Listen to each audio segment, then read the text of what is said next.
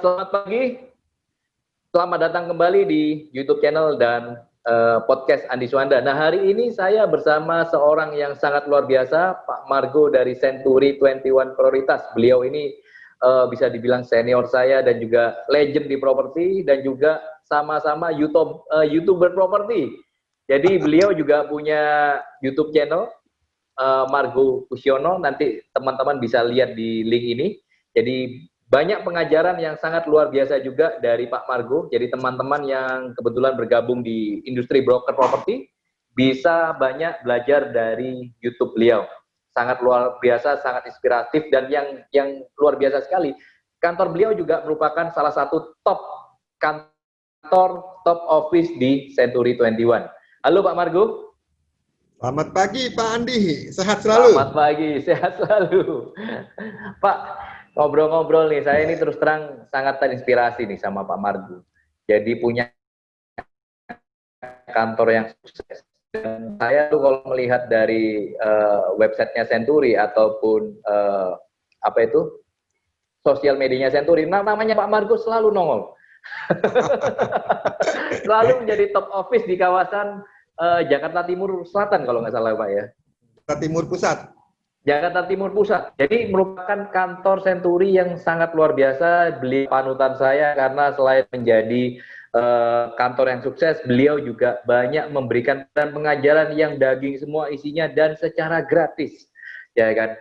Pak, mungkin bisa cerita sedikit nih Pak mengenai Pak Margo ini, kira-kira belum akhirnya di properti itu sampai akhirnya sekarang itu kira-kira bisa diceritakan sedikit Pak Margo, silakan Pak. Aduh, thank you, satu kehormatan ya saya bisa masuk ke link YouTube-nya Pak Andi Surbani. Buat teman-teman yang paling tolong di-subscribe supaya beliau lebih semangat lagi nih untuk berbagi ya. Karena salah satu tujuan hidup kita mungkin berdua yaitu berbagi, bisa memberikan manfaat terutama di industri broker properti. Gitu. Jadi kita juga cukup bangga ya punya teman Pak Andi dari Private Surabaya karena kantornya juga udah grow tumbuh, udah punya 6, marketingnya hampir 300. Hari ini di interview langsung sama prinsipalnya, ownernya langsung nih. Agak gemeter juga, tapi sedang lah kita mau cerita-cerita ya.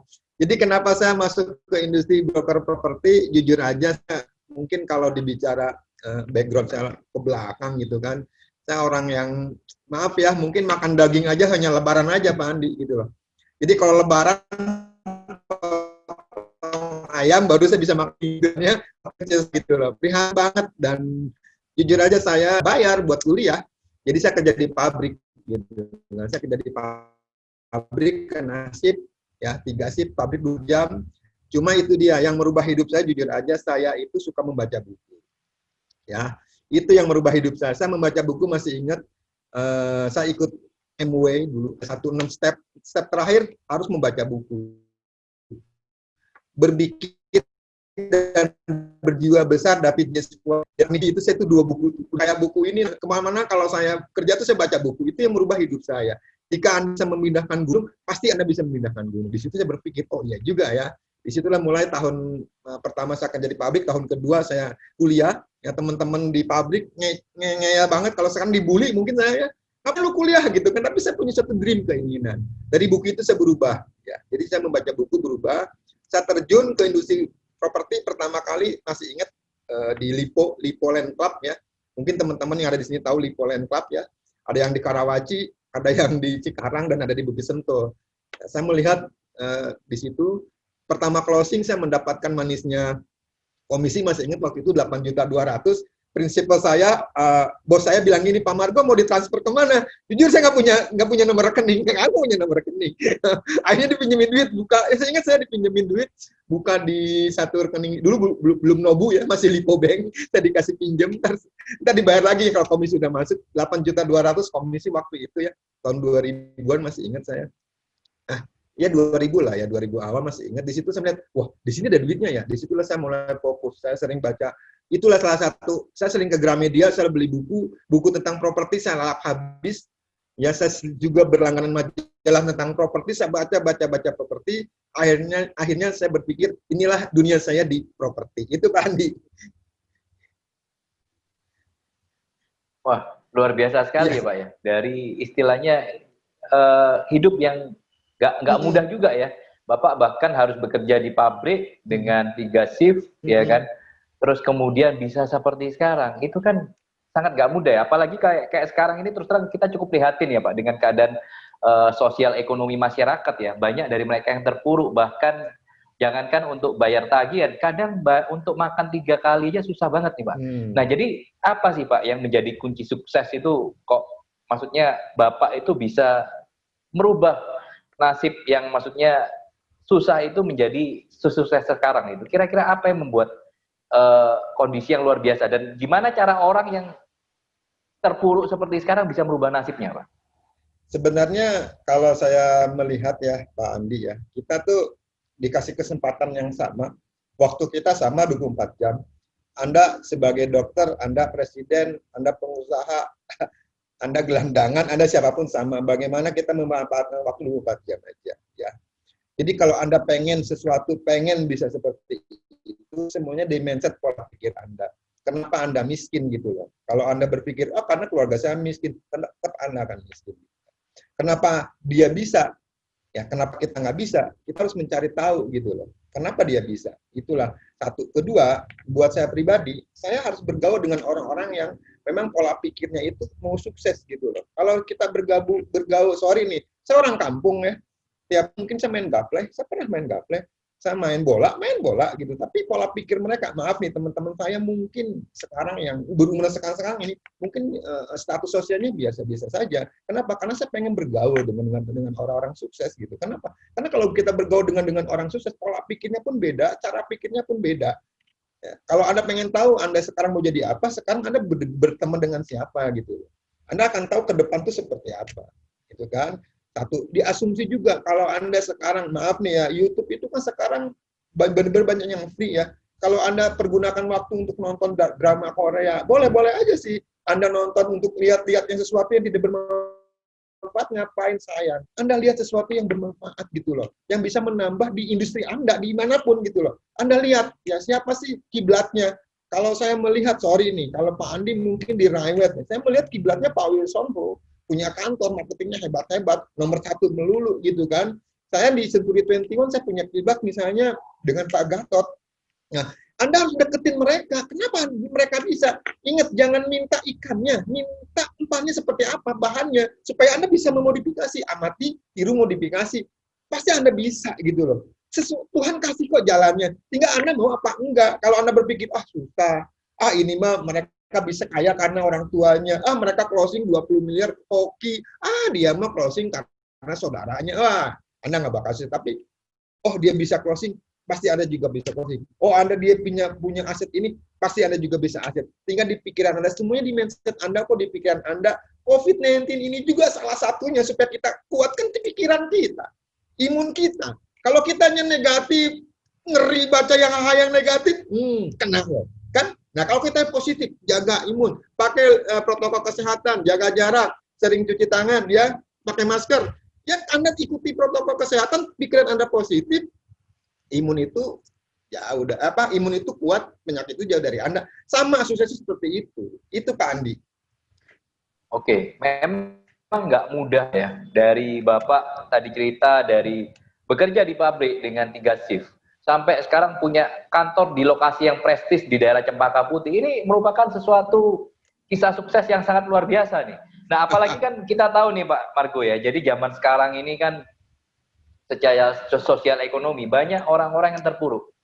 Mereka dulunya bisa dapat gaji yang lumayan, yang pasti, tetapi sekarang banyak yang dibayar harian. Ya kan. Dan tapi dari mereka ini kadang saya melihat bahwa mereka susah untuk switching. Padahal sebetulnya tadi Pak Margo juga saya melihat di YouTube-nya ada timnya yang baru closing 8 miliar tuh. Saya lihat, wih hebat nih. Ya kan, di masa-masa Covid nih bisa closing 8 miliar. Nah, jadi gimana sih Pak? Kira-kira bagi teman-teman ini yang mungkin sekarang lagi ada di industri wedding ya, di industri travel, di industri penerbangan yang mereka semua terpuruk. Nah, ini kan properti merupakan salah satu alternatif di mana sebetulnya industri kita kan tidak terpuruk. Nah, bagaimana sih Pak triknya, tipnya ini supaya mereka bisa switching dan bisa sukses di dunia broker properti ini, Pak? Kira-kira seperti apa? Aduh, pertanyaannya pendek, jawabannya panjang nih. Jadi buat teman-teman yang ada di industri manapun ya, yang kena dampaknya COVID-19 ini, COVID-19 ini semuanya setiap ada kejadian pasti ada peluang gitu. Ya, Anda jangan menyesali, ya, Anda harus tetap merubah gitu loh. Anda cari peluang, ya. Peluang banyak kok, bukan hanya di industri broker aja, mungkin peluang sekarang mungkin ada ingatan juga piara ikan cupang gitu loh. Ya, banyak peluang. Nah, salah satu peluangnya itu di industri broker properti gitu kan. Kenapa di industri broker properti? Ingat teman-teman, properti itu kebutuhan dasar ya. Pasti orang akan butuh gitu loh. Ya, jadi kalau teman-teman sekarang misalnya di industri travel lagi kurang bagus, coba aja dulu. Saya sih bilang ke Pak Andi ya, coba aja dulu. Anda melihat dulu, masuk terjun dulu gitu kan. Anda melihat gitu loh. Terus Anda juga masuk ke tempat yang memang udah sukses gitu loh. Jangan Anda masuk ke tempat yang memang kantor tersebut juga lagi coba-coba, sayang gitu. Masuk ke tempat yang memang udah sukses, Anda bisa melihat orang-orang sukses di situ gitu loh. Jujur aja ya, hidup kok amati, tiru, modifikasi gitu. Saya di bisnis ini juga hanya melihat orang-orang sukses, mereka polanya seperti apa ya. Anda amati aja gitu, satu. Kedua, ya, industri Anda sekarang kalau Anda memang tidak menurut Anda tidak menjanjikan, cepat-cepat. Kalau enggak, wah keduluan gitu. Kalau enggak, ntar momennya akan hilang. Karena momen itu kan ada momen. Sekarang lagi momen seperti ini nih. Industri Anda yang sekarang, cobalah. Banyak kok ya yang akan memberikan training. Ya, ada training gratis juga, tapi kalau bicara gratis tuh kesannya tuh enggak ini ya. Berbayarlah. Kalau Anda mau mancing juga harus beli umpan kan. Bayarlah. Ya, kalau Anda bayarkan, Anda responsibility untuk memberikan itu. Banyak peluang. Ya, di industri broker properti itu keuntungannya banyak banget. Satu, ya, unlimited income. Kenapa? Kalau Anda sebagai karyawan gaji nih, digajinya sebulan bisa 120 juta plus bonus lah. Tapi di broker properti ini 120 juta bisa didapatnya nggak sampai setahun loh. Bisa didapatnya cuma 6 bulan, bisa 3 bulan kalau Anda fokus ya. Ya, kedua, fleksibilitas waktunya bebas. Sekarang itu udah zamannya itu kerja bisa di rumah. Udah zamannya digital. Pakai medianya. Yang penting punya wifi, yang penting kuotanya cukup. Pak promosi di situ. Sekarang dulu waktu 5 tahun sering iklan saya sebutin Kompas nggak apa-apa ya.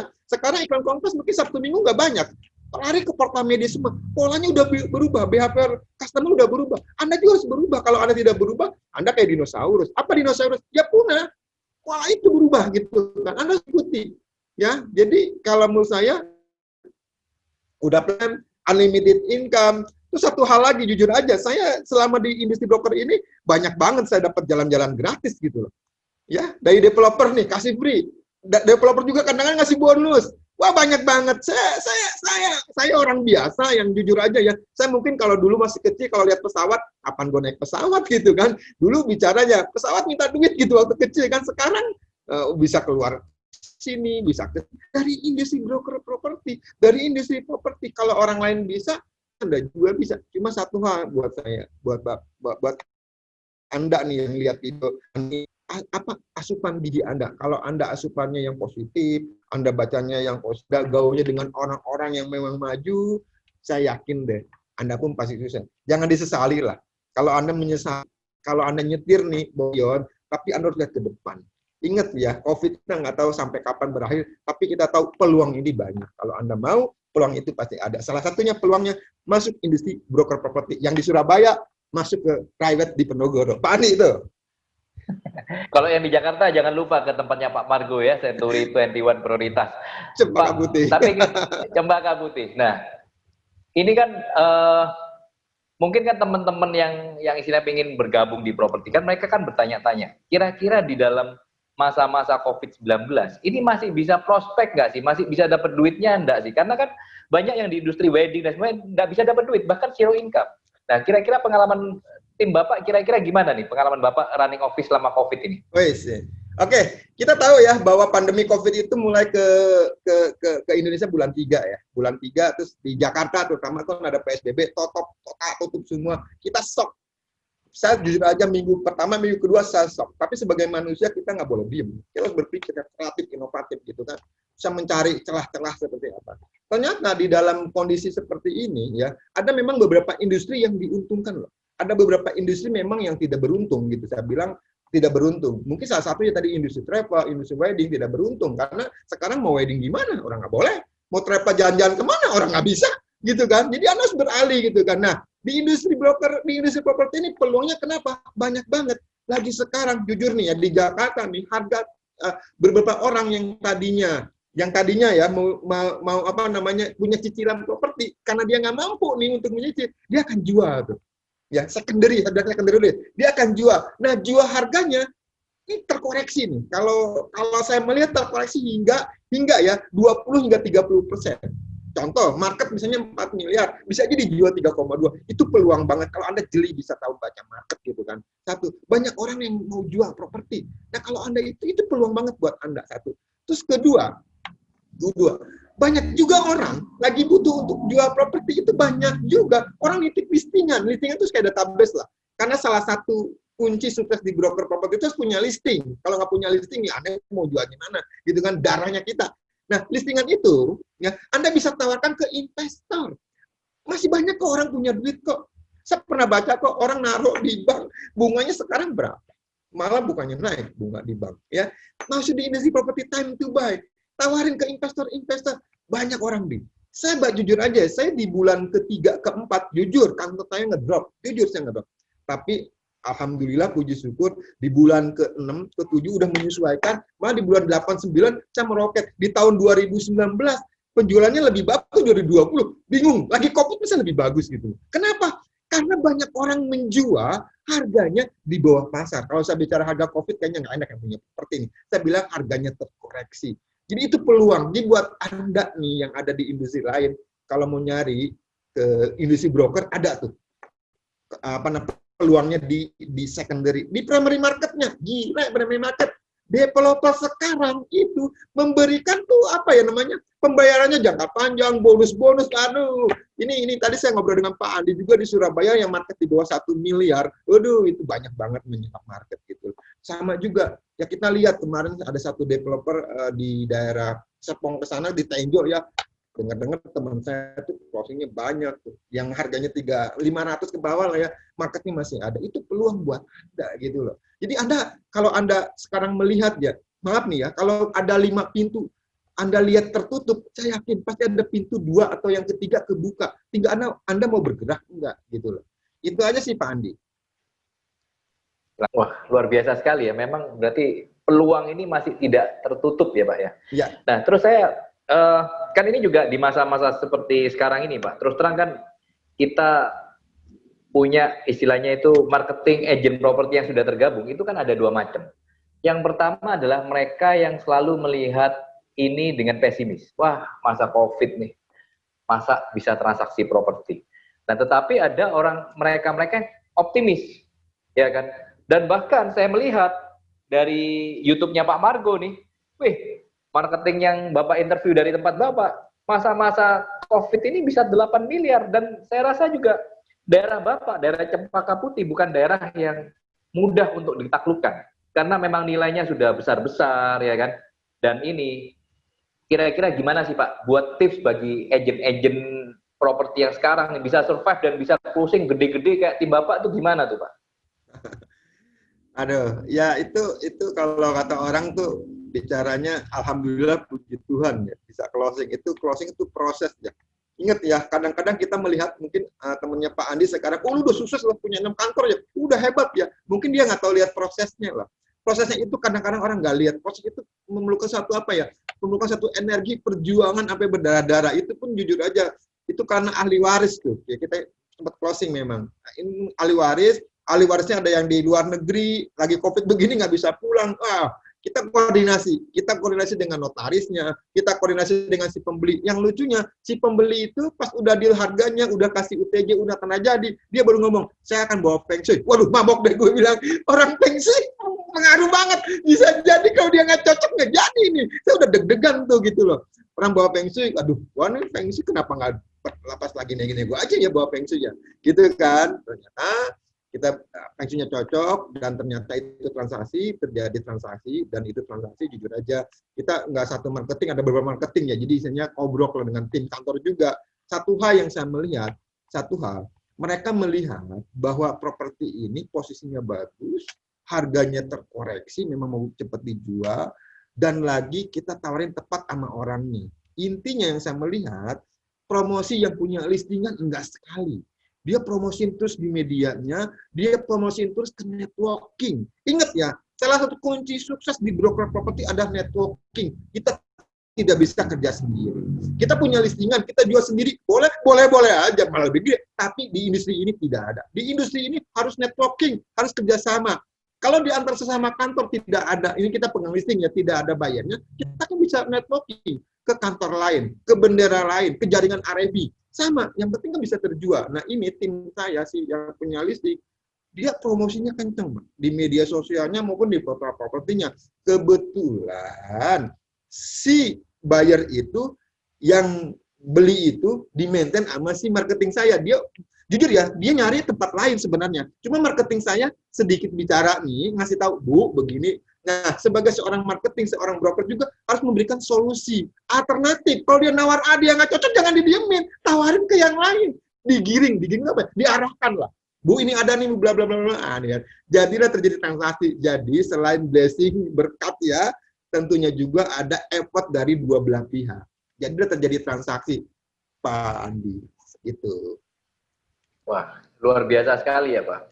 Terus memang kan closing itu juga nggak mudah ya, apalagi Bapak gimana sih sebagai member broker itu bisa memberikan confident kepada marketing? Kan kadang banyak marketing yang berpikir begini, wih Pak, jual 8 miliar, jual 10 miliar, waduh itu kan susah. Kadang mereka ada yang mau starting dari small Pak, saya jualan 500 juta dulu deh Pak, nanti naik jadi sampai 8 miliar. Nah itu menurut Bapak itu apakah mindset itu betul mulai dari small terus jadi besar, ataukah mulai aja dulu dari yang besar, atau gimana kira-kira? Oke, saya kalau seneng tuh ada iklan namanya Tokopedia nih. Mulai aja dulu, wah demen banget gue. Mulai aja dulu. Sebagai seorang pengusaha, Anda kan sekarang jadi broker nih. Anda tuh adalah pengusaha loh. Ngegaji kan diri Anda sendiri. Bukan member brokernya, bukan prinsipalnya. Bukan Pak Andi. Yang ngegaji diri Anda sendiri. Mulai aja dulu. Anda, nih analogi saya, kalau Anda sebagai seorang dokter, jadi dokter, dan semua listingan Anda mau harganya 500 kek, mau 1M, mau 20M, mau 30M, makan dulu, masukin ke gudang Anda, ke etalase Anda, mau apartemen kek, mau ruko kek, mau di Surabaya mana kek, mau di Jakarta mana, masukin dulu. Ya masukin dulu. Ntar Anda lihat nih, ya ntar kalau kata orang jualan baju, kalau misalnya trennya tuh lagi ngapain sekarang, Anda harus bisa baca market, banyak baca, banyak bergaul dengan orang-orang yang udah sukses. Anda tahu, oh kesini arahnya ya. Itu yang Anda taruh di etalase. Oh, ternyata market di sini itu yang menyerap itu 500 juta. Pasang 500 juta. Karena kenapa? Kalau Anda pasang 2M, 3M, nggak diserap market gitu loh. Oh, di ini tuh ternyata banyaknya landed house. Kalau apartemen nggak laku. Kan Anda bisa. Jadi semuanya Anda makan dulu. Ingat ya, harga 500 juta kek, mau harga 5 miliar kek, capeknya sama, effortnya sama. Tapi komisinya beda. Makanya Anda harus think smart. Bagaimana supaya closing yang gede? Sekali gebuk 5 miliar lumayan loh. 500 juta, capeknya sama bro. Sama jujur aja. Cuma Anda harus bisa membaca market. Kata saya bilang, kalau Anda taruh di sini yang 500 juta, katanya marketnya yang 5 miliar, ya sayang aja. Kalau Anda pasang 5 miliar, marketnya 500 juta, maaf ya, ke laut capek. Makanya banyak yang muntaber. Kenapa? Karena nggak ngerti. Muntaber apa? Mundur tanpa berita. Kata dia bilang, 80-20 hukum Pareto, 80% kabur, 20% jadi. Yang nonton YouTube-nya Pak Andi, Anda bagian yang 20%. Itu Pak Andi. Luar biasa sekali Pak Margo. Nah, terus juga ini sekarang kan gini, banyak agen-agen sukses. Dia ini kan berpikir, wah saya sukses, member broker saya, prinsipal saya enak tuh ya, dapat 50% dari saya misalnya, ya kan. Nah, kira-kira tapi juga saya banyak melihat marketing yang dulunya sukses sebagai agent properti, tapi begitu mereka buka kantor, ternyata nggak bisa sukses. Kira-kira Pak, bagi mereka-mereka yang ingin buka kantor broker properti, mereka sudah punya background ataupun ini, kira-kira apa sih Pak yang harus dipersiapkan untuk membuka sebuah kantor broker properti supaya bisa menjadi sukses seperti Pak Margo ini? Amin, amin. Sukses. Semuanya orang sukses kok Pak Andi. Ingat ya, bisnis kita nih, bisnis saya, gitu, bisnis Pak Andi juga, kita sebenarnya bukan bisnis properti, kita tuh bisnis people loh, bisnis manusia loh. Kita mengelola orang, manusia bisa berubah loh. Hari ini ngomongin A, besok bisa B. Ya. Nah, sebagai saya jujur aja kalau saya mengumpamakan kalau Anda mau jadi buka nih kantor, saya mengumpamakan tuh Anda tuh pelayan. Anda tuh pelayan. Anda sebagai ustadz, Anda sebagai pendeta, Anda harus melayani umat. Anda harus melayani marketing. Kalau Anda ego Anda tinggi, Anda misalnya Anda juga jualan boleh-boleh aja sih, tapi listingan marketingnya Anda hembat. Ingat ya mereka tuh melihat Anda loh, ucapan Anda diliatin, gerak-gerik Anda diliatin ya, terus pembagiannya juga harus adil ya,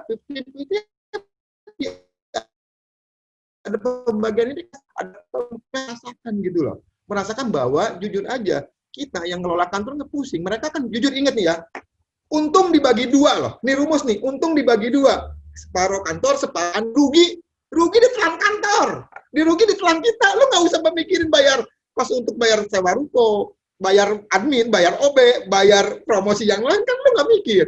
Untungnya dibagi dua, ruginya ditelan sama kita. Makanya kita keterbukaan ngomong ke mereka, bicara ke mereka. Kalau Anda mau buka kantor lagi, yang paling inti ya, ini bisnis manusia, kita saling percaya. Ya, karena kenapa? Bendera di mana-mana banyak, bendera A, bendera B, bendera C. Sorry ya, mungkin sekarang udah ada namanya juga pakai properti net lah, propertinya pakai portal lah yang komisinya lebih gede. Cuma satu hal saya bilang ke Pak Andi, kita keterbukaan, kitanya jujur, kita melayani dengan hati, dan kita transparan terbuka. Mereka akan nyaman, mereka akan tahu, dan kalau mereka mau buka, ya monggo-monggo aja, gitu, seperti itu Pak Andi. Cuma satu hal, bisnis ini, kalau Anda jangan baperan, karena apapun keputusan Anda, pasti nggak ada yang setuju. Ntar Anda diomongin, Anda baper, Anda ntar galau, jangan. Anda harus punya prinsip. Yang penting satu, saya tidak nyakitin orang, saya pengen membantu orang. Ingat ya, kalau Anda bisa membantu dari zero to hero, artinya gini, masuk ke kantor Pak Andi, dia nggak punya apa-apa. Terus dia closing, dapat duit, dapat komisi, dia bisa beliin mobil, bisa beliin orang tuanya misalnya rumah. Wah, itu tuh. Itulah namanya hidup. Anda bisa memberikan manfaat buat orang lain. Bukan nilai rupiahnya nih. Suatu ketika ketemu Pak Andi, thank you ya. Saya udah berhasil karena Pak Andi. Waduh, itu tidak dihitung dengan duit Pak Andi. Itu suatu penghargaan gitu loh. Jadi makanya kalau ada orang mau buka, silakan kita ciptakan begitu Pak Andi. Supaya kenapa? Kita sama-sama berhasil di industri ini. Itu Pak Andi. Oke, baik Pak. Nah, tapi kan bagaimana Pak caranya seorang yang biasanya kayak pemain bola ya, dia jago nih star, tetapi dia merubah sebagai coach, sebagai principal, sebagai member broker. Apa hal-hal yang mereka harus rubah sehingga akhirnya bisa mempunyai kantor yang sukses, Pak? Jadi intinya kira-kira untuk membuat kantor itu sukses, ya, kita itu mesti gimana kira-kira? Jadi yang pertama kalau Anda jadi leader itu kan nggak egois. Itu mungkin Anda dulu jadi seorang marketing hebat, jualannya banyak, kontribusi ke kantor banyak, terus Anda dikasih challenge sama member broker Anda, sama prinsipal Anda untuk buka kantor lah, atau Anda buka sendiri lah. Itu pola Anda harus berubah loh. Satu, Anda tuh harus banyak belajar, harus mengerti ilmu manusia lah. Satu. Kedua, Anda kalau memang jadi seorang ini, Anda nggak boleh ego. Ini kebanyakan ego rata-rata orang buka kantor. Karena Anda bisa menjual, Anda jualan sendiri, marketingnya dicuekin gitu loh. Kebanyakan rekrutmen, tapi mereka tidak bisa memaintain marketing gitu loh. Ya, Anda ego Anda tinggalin lah. Anda punya, ini ya, kalau seorang ibu, seorang ayah, utamakan anak lah. Kalau saya secara pribadi, utamakan aset Anda itu adalah marketing. Ingat ya, aset Anda itu marketing. Marketing Anda maintain gitu loh. Kalau marketing jualan, kan Anda dapat duit. Anda kan dapat duitnya dari marketing. Plus Anda kalau jualan ya, sama juga master franchise, asetnya kan prinsipal. Ya, marketing asetnya itu kan itu database, listingan. Gitu. Jadi Anda harus bisa, pola pikir Anda dirubah. Anda jangan main sendiri, harus berbagi. Ya, satu. Kedua, Anda harus sering training kalau jadi leader. Ingat banyak kok di YouTube, banyak free, ikut Zoom juga free. Apalagi di jaringan yang seperti Riwet, seperti Senturi, banyak yang berbagi dengan orang-orang sukses. Anda dengerin gitu loh. Ya, terus Anda harus punya visi dan misi. Nah, visinya itu harus Anda kasih ke mereka. Anda pengen apa nih? Taruh sampai akhir tahun ini targetnya sekian. Anda pengen mencapai ini, harus dikasih tahu ke mereka. Setiap Anda punya visi Anda tuh harus dikasih tahu, tujuannya dikasih tahu supaya seiring seirama. Anda pengennya ke utara, marketing Anda ke selatan, nggak bisa jalan tuh. Anda pengen sekian, Anda pengen begini, bisnis plan Anda seperti ini. Message Anda sampaikan tuh ke semua tim leader, ke semua marketing, supaya sama-sama tujuannya sama, supaya seirama. Setiap ntar ada kendala, bisa sama-sama dijalanin. Rata-rata nih, maaf nih Pak Andi, rata-rata prinsip pakai member broker, mereka punya bisnisnya dua rata-rata ya, dia taruh ke orang, atau mereka punya bisnis, mereka nggak ngerti itu. Nggak ngerti mereka, pokoknya yang penting lu jualan dapat duit. Mereka kalau udah jualan dapat duit nih, kitanya nggak peduli. Sorry dikata, kalau itu saya, gue juga bisa kayak dia. Ngapain gue bayarin dia? Lu terbang lah dia, bikin sendiri, berapa sih modalnya? Tapi kalau udah ada ikatan, maaf nih, namanya ikatan batin, ikatan kekeluargaan, untuk kesana berpikir dua kali. Makanya satu hal sebagai seorang principal broker, ego Anda tuh dilepas. Ya Anda harus down to earth, istilahnya tuh, harus merasakan diri dia seperti apa. Itu Pak Andi. Oke. Nah, jadi memang intinya kan bisnis kita adalah bisnis people ya Pak ya. Nah, cuma kebanyakan kan gini juga, banyak dari member broker ataupun prinsipal ngerekrut mungkin bagi mereka mudah. Nah, tetapi kan kita tahu sendiri bahwa banyak yang direkrut tetapi nggak jadi, Pak. Nah, kalau di kantor Pak Margo, kira-kira apa treatmentnya begitu mereka masuk sehingga bisa menjadikan mereka sebagai top marketing ini gimana caranya, Pak? Saya pergunakan hukum Pareto. Saya pakai hukum Pareto. Dari 10 orang rekrutmen, jujur 2 jadi. Enggak, 8 muntaber. Ya, jadi salah satu konsep di saya terutama di tahun 2020, rekrutmen saya nggak bakal mati. Saya rekrutmen. Terus saya jalan rekrutmen, dan habis di rekrutmen tuh training sama saya.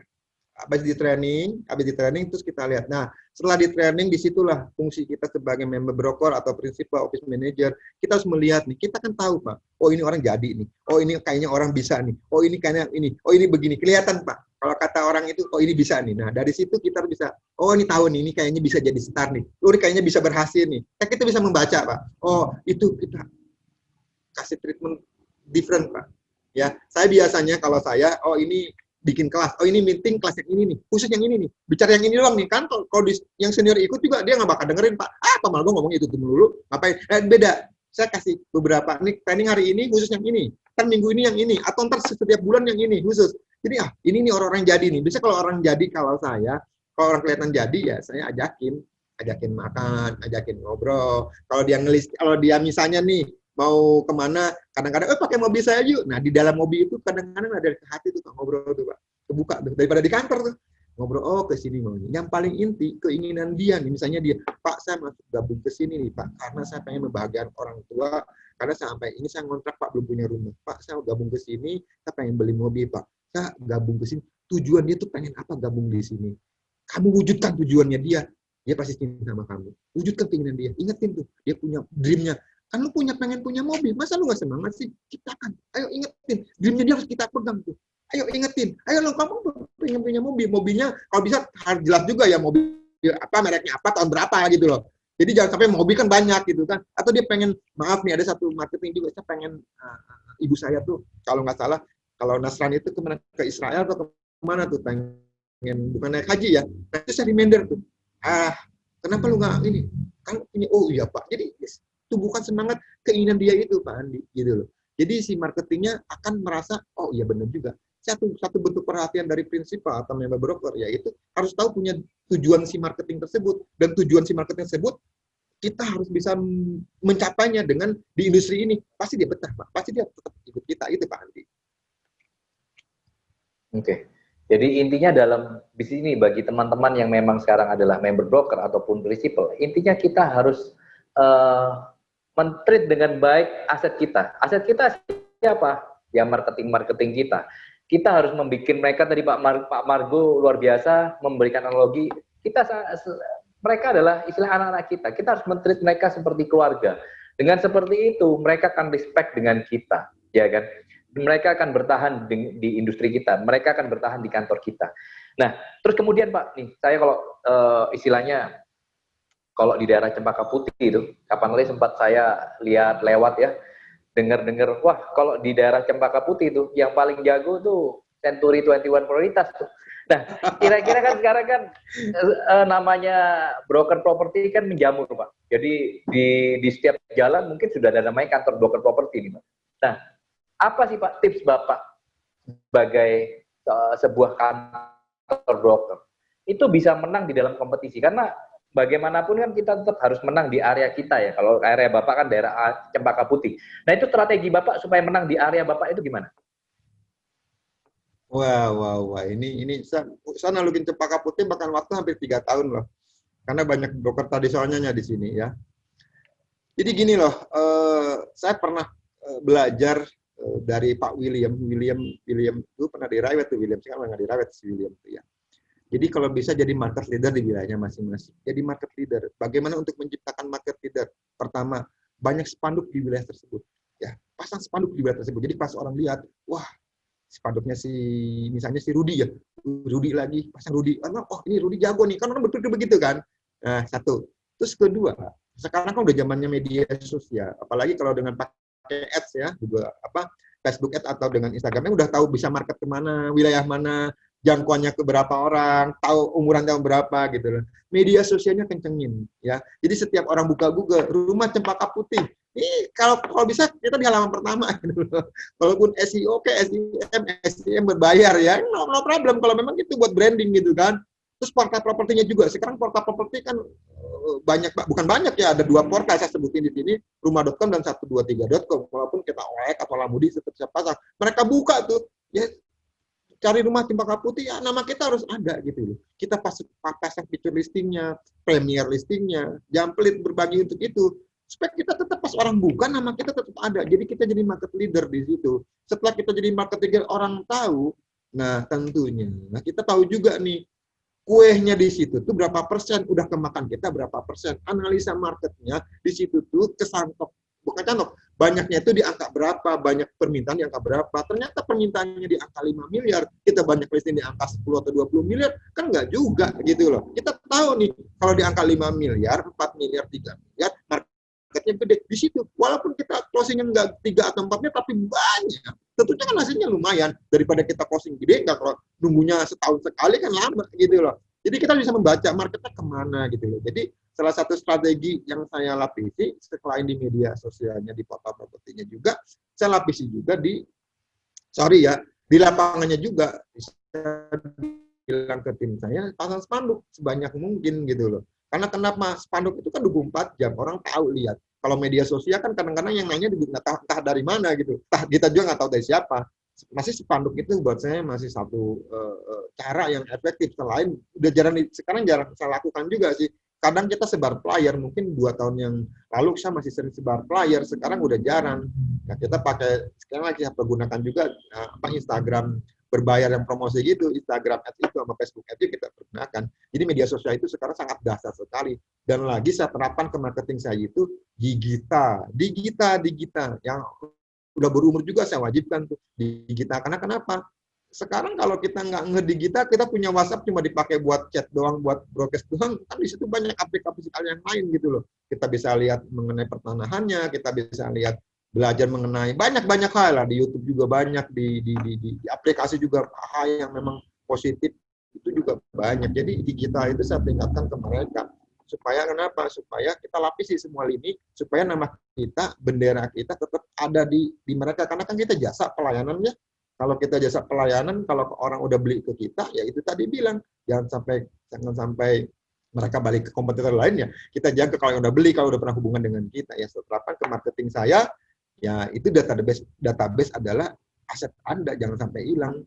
Seperti itu Pak Andi. Luar biasa sekali Pak. Mungkin yang terakhir Pak, jadi kan masa Corona belum berakhir. 2021 sudah di depan mata. Kira-kira strategi apa bagi agen properti ataupun kantor broker properti menghadapi tahun 2021 ini yang kita sendiri masih belum tahu pasti apa yang harus kita lakukan di depan. Kira-kira kalau Pak Margo buat agen properti strateginya apa, untuk kantor broker properti strateginya apa? Jadi kalau untuk kantor broker atau agen properti harus punya namanya bisnis plan, harus punya planning, harus punya rencana. Ya, saya kasih analogi gini. Jujur ya, kita harus punya target nih sampai akhir tahun 2021. Taruhlah misalnya punya target anggap aja 12 miliar. Anda punya target gross komisinya 12 miliar. Berarti Anda harus pecah-pecah nih. Setiap bulannya berapa? Berarti sebulannya 1 miliar. ya, atau dipecah juga per semester, ya, setiap 6 bulan, dipecah juga atau per kuartal, kuartal 1, 2, 3, 4. Jadi dipecah-pecah nih. Kalau Anda tahu target Anda sebulannya 1 miliar, target Anda 1 miliar nih, ya. Kalau kantor misalnya, ini bicara kantor, kalau individu misalnya sebulannya misalnya 100 juta, Anda harus tahu nih. Nah, 1 miliar itu, ya, pertanyaan saya, ada nggak listingan Anda? Berapa banyak listingan Anda gitu loh? Kalau Anda jual 4-5 unit, GCC bisa 1 miliar, nah bisa nggak? Kalau ternyata Anda nggak punya listingannya, nggak ada, atau yang anak baru juga nggak punya listingannya, ya target Anda nggak bisa segitu gitu loh. Ya kalau Anda tentuin target, Anda harus punya barang yang Anda jual. Kalau Anda main di secondary, Anda bisa tahu nih aset Anda yang nitip ke Anda berapa. Hitunglah, ketahuan kok. Saya punya aset nih, sekian triliun. Sekian persennya bisa, masa sekian persen nggak bisa gue jual sih? Saya hitung nih, ruang usaha berapa, ruko berapa, tanah berapa, kapling berapa, land house berapa. Saya hitung, wih ternyata yang nitip bukan barang gue ya, yang orang nitip ke kita ini sekian triliun ya. Masa sekian persennya nggak kejual sih? Ini kalau saya targetin segini, masuk di akal gitu. Saya buka wawasan mereka. Jadi kalau Anda punya target 1 miliar, barang Anda ada nggak? Di secondary-nya, di primary-nya juga sama.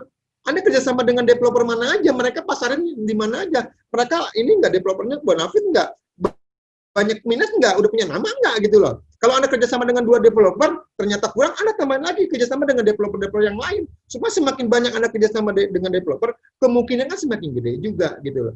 Jadi Anda harus punya target, dan target itu Anda pecah-pecah nih, pecah-pecah per bulan, per kuartal, per semester.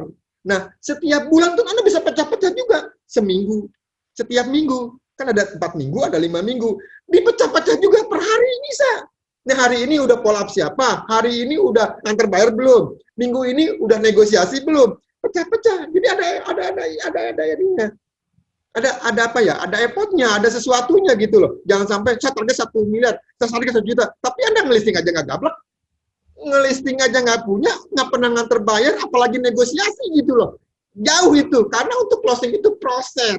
Proses kenapa? Dari nganter bayar, dari ngelisting, negosiasi. Nego aja belum tentu jadi loh. Udah UTJ aja bisa cancel. Sorry ya, udah UTJ aja bisa cancel. Anda jangan gembira. Ingat, pernah ngomong nih, UTJ itu uang tanda jadi, itu mulai Anda bekerja. Apalagi kalau prosesnya KPR loh, mabok loh, IEB-nya nggak ada lah. Kadang-kadang, maaf nih ya, bayarnya itu dicek BI checkingnya nggak jelas, mabok. Loh ya, mulai kerja tuh, wah ditanya cecer ini, Anda tuh udah mulai kerja. Uniknya di industri broker properti seperti itu.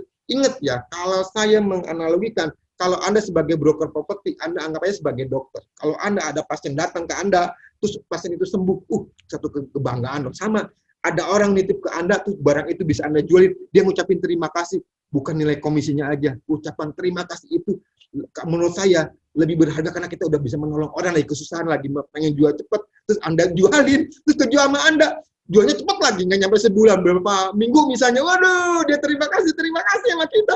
Itulah jadi broker properti itu mulia, baik, itu tadi. Ini ketahuan dari cara Bapak bicara. Sudah berapa lama Bapak di properti ini ketahuan nih. Udah jago banget nih Pak Margo. Isinya luar biasa sekali, ketahuan nih kalau beliau ini sudah cukup melanglang buana di dunia properti ini. Jadi teman-teman nanti jangan lupa untuk juga follow punya YouTube punya Pak Margo Kusyono ya. Itu juga channelnya juga sangat luar biasa, sangat berbobot. Jadi bagi Anda yang memang ingin menseriusi dunia broker properti, subscribe punya beliau karena isinya luar biasa semua. Anda bisa banyak belajar dari beliau. Oke, terima kasih banyak Pak Margo buat waktu yang sangat luar biasa sekali. Sebuah kehormatan bagi saya untuk bisa berkolaborasi dengan Pak Margo hari ini. Thank you Pak Margo. Thank you Pak Andi, sukses buat kita semua. Salam sehat, salam properti.